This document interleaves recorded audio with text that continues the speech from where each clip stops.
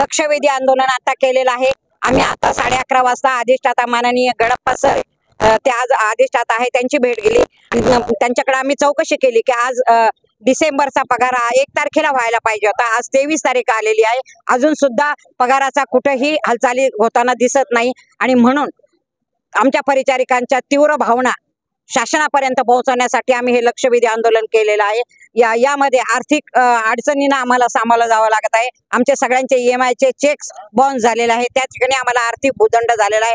शाळेची फी द्यायची, रिक्षाचे भाडे द्यायचे, अशा अनेक आर्थिक संकटांना आम्ही सामोरं जात आहे। परंतु शासनाला पण जाग नाही आणि प्रशासन पण सध्या तरी मला शांत बसलेलं दिसलं। परंतु 8 तारखेला आम्ही आंदोलन करणार होतो। 8 तारखेपासून माननीय अधिष्ठाता डॉक्टर सुकरे सर यांनी आम्हाला विनंती केली की मी तुमचा करतो आणि सर माझ्या समोर सगळ्या वरिष्ठ अधिकाऱ्यांना फोन करत होते, पण ती फाईल नेमकी कुठं आहे आमच्या पगाराची आणि काय अडलंय हे आम्हाला पण माहिती नाही। आणि त्यामुळं आज सगळेजण तीव्र सगळ्यांच्या म्हणजे भावना संतप्त झाल्या आणि आम्ही आता रस्त्यावर आलेलो आहोत। आता जर आजच्या आज हे आमचं सांगणं आहे।